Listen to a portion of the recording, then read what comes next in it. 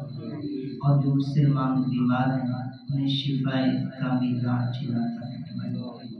حضرات محترم، آج 27 رجب المرجب ہے، یعنی شب معراج کی رات ہے، اور معراج یہ میرے اور آپ کے نبی کا بہت بڑا معجزہ ہے، اور اگر اس پر بیان کرنا چاہیں تو کئی دن لگ جائیں گے بیان کرتے کرتے، لیکن اس ایک معجزے کے اندر کئی باتوں کا ازالہ ہو جاتا ہے۔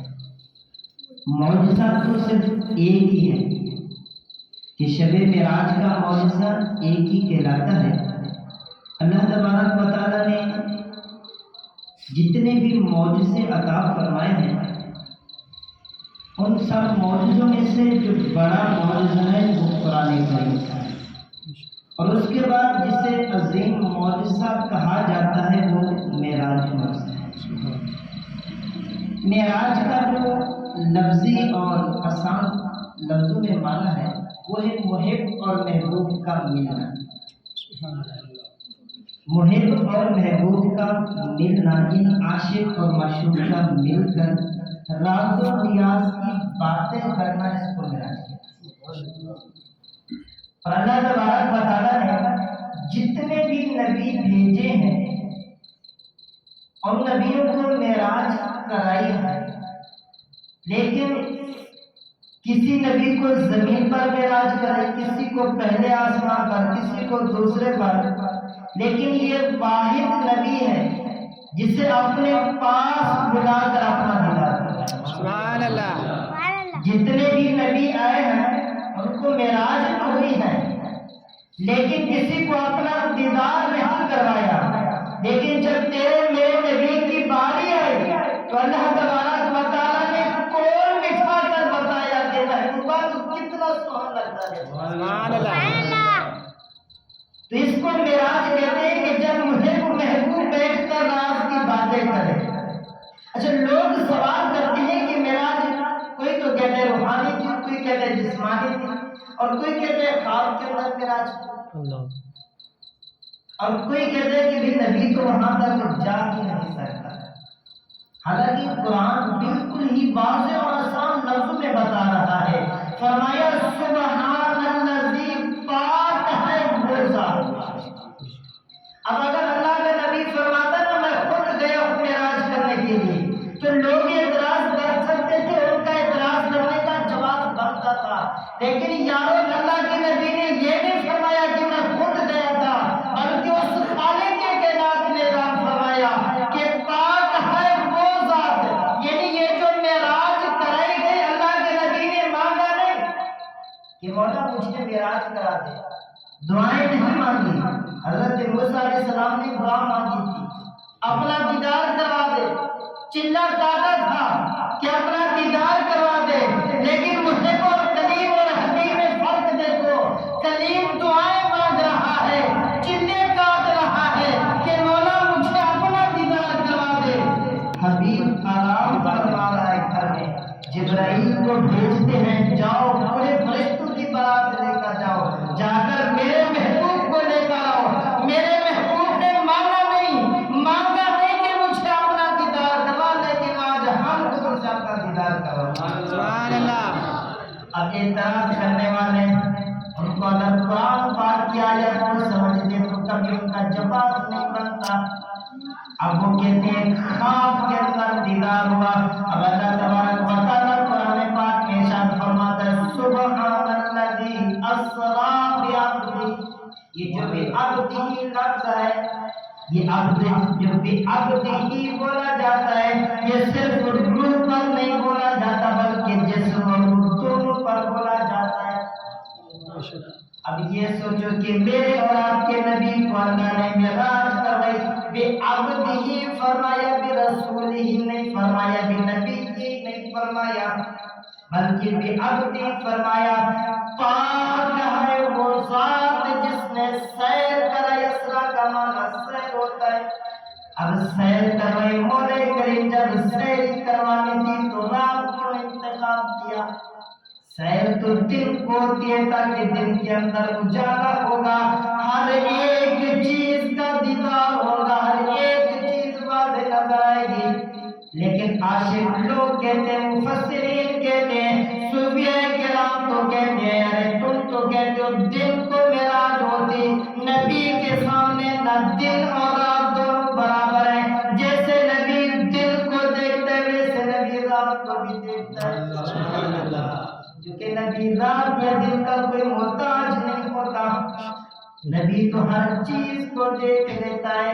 یہ تو دعا کر کے وہ نبی میرے اور آپ کے کو بھی چھپا کے رکھتا ہے، ورنہ میرے اور آپ کے اس کے سامنے بھی چھپ نہیں سکتے۔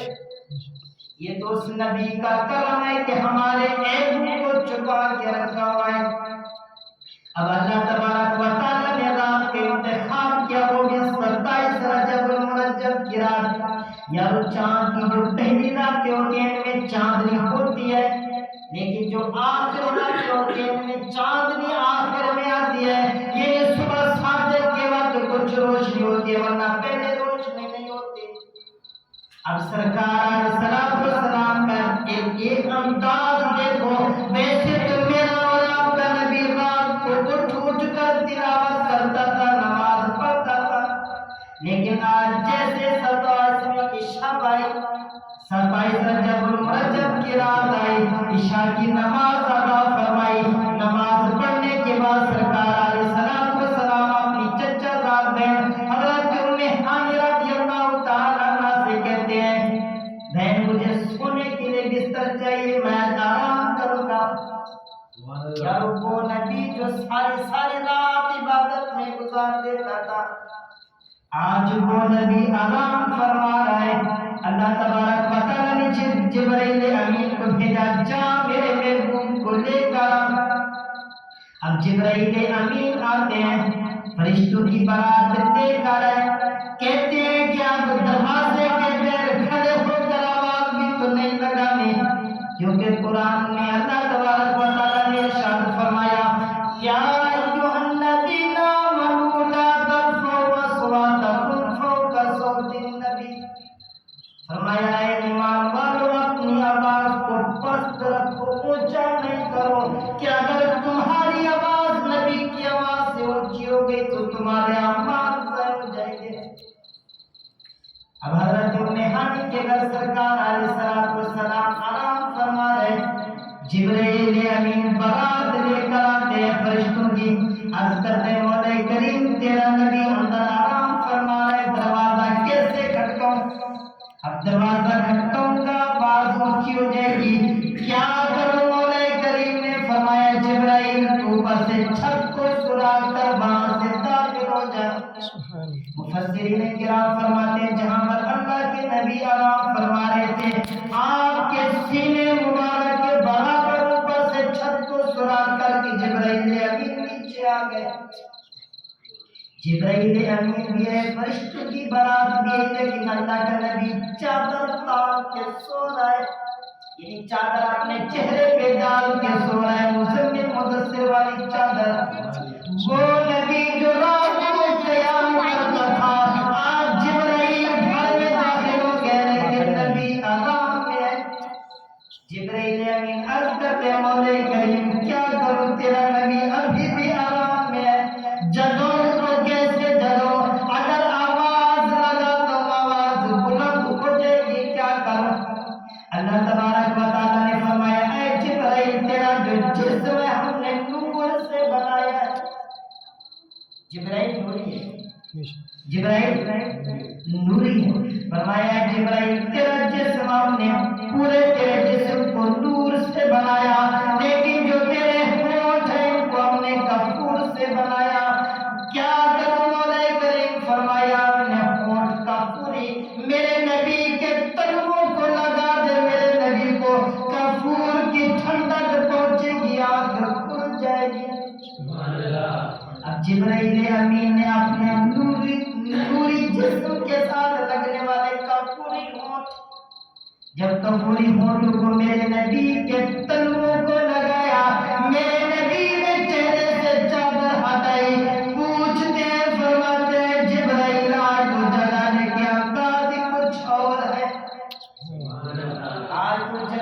کے انداز ہی کچھ اور ہے. یا اللہ کے لوگ کہتے اللہ کے نبی کو تو دیوار کے پیچھے نہیں تھا. میں اس بحث میں نہیں جاتا, ان کا اپنا عقیدہ میرا اپنا عقیدہ. لیکن یا اللہ کے نبی نے چادر سے بتائیے چہرے سے سر مبارک کو نہیں ہلایا. اب جب انسان سو رہا ہوتا ہے, اب جب اس کے پاؤں کی طرف کوئی آتا ہے, جب تک وہ سر کو نہیں اٹھائے اسے پتہ نہیں چلتا کہ کون آیا ہے.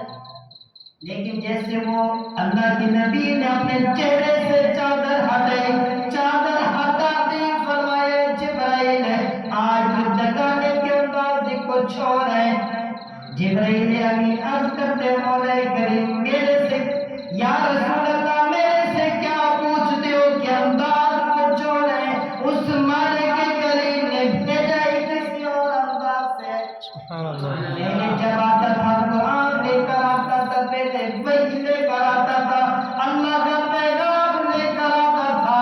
آج فرشتوں کی بارات لے کر آیا ہوں دولہا بنا کر لے کے جانے کے لیے. سبحان اللہ. حضرت جبرائیل امین سرکار علیہ السلام حضرت ام ہانی رضی اللہ تعالی عنہ کے گھر سے لے کر مسجد حرام میں آئے.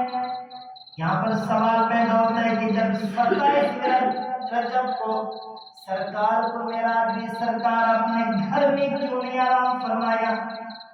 اپنے گھر میں آرام فرما سکتے تھے, لیکن اپنے گھر میں آرام نہیں فرمایا. حضرت ام ہانی کے گھر میں آئے.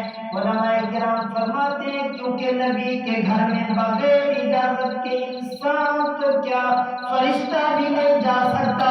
اگر اللہ کے نبی اپنے گھر میں ہوتے جبرائیل امین چھت توڑ کر اندر کیسے آتے؟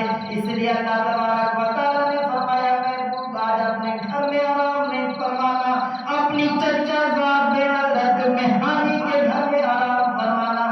کیونکہ جب وہ آنے کا ٹائم تھا جبرائیل کا وہ بغیر آواز کے آنا چاہتے تھے, کیونکہ اگر اپنے گھر میں ہوتے تو آواز دینی پڑتی یا کنڈی کھٹکانی پڑتی, کیونکہ بغیر اجازت کے نبی کے گھر میں فرشتے بھی نہیں جاتے.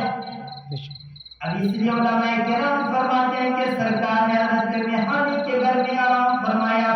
اب سرکار علیہ السلام کو لے کر مسجد حرام میں جبرائیل امین آتے ہیں. جب لے کر جبرائیل امین مسجد حرام میں سرکار علیہ السلام کے سینے مبارک پر انگلی پھیری, سینہ چاک ہو گیا. سرکار علیہ السلام کا دل مبارک نکال کر ایک پشت یعنی تھال میں رکھ دیا. پھر آب زمزم کا پانی لے کر اسے دل کو دھویا. لیکن یہاں پر سوال پیدا ہوتا ہے یار وہی چیز جاتی ہے جس سے کچھ میل لگی ہو, جو صاف چیزوں سے دھویا نہیں جاتا. کیا نبی کا دل میلا ہو گیا تھا کہ اسے دھو رہے تھے؟ علماء کرام فرماتے ہیں دراصل بات یہ تھی وہ جو آب زمزم کا پانی تھا اسے نسبت دینی تھی, اسے تقویت دینی تھی, اسے عزت دینی تھی کہ قیامت تک آنے والا جو بھی اس پانی کو پیے گا وہ یاد کرے گا کہ یہ وہ پانی ہے جو میرے نبی کے دل کو چھو کر آیا. سبحان اللہ. اصل میں دل کو دھونے کی حاجت نہیں تھی, بلکہ اس پانی کو حاجت تھی, اس پانی آب زمزم کے پانی کو. صوفیہ تو یہ فرماتے ہیں کہ آب زمزم کے پانی کو نبی کے دل کی معراج کروانی تھی. اب سرکار علیہ السلام فرماتے ہیں کہ جبرائیل امین نے میرے دل کو جسم سے بین نکال دیا, پشت میں رکھ دیا. اور لوگوں سے پوچھو جو کہتے ہیں نبی میرے جیسا یا میں نبی جیسا, ان کو بولو تھوڑی دیر دل نکال کے رکھ دیتے پھر دیکھتے تیرے ساتھ کیا ہوتا ہے. اگر کسی ڈاکٹر سے پوچھے وہ کہتا ہے اگر 15 سیکنڈ تک دل کے وال بند ہو جائے تو انسان ختم ہو جاتا ہے.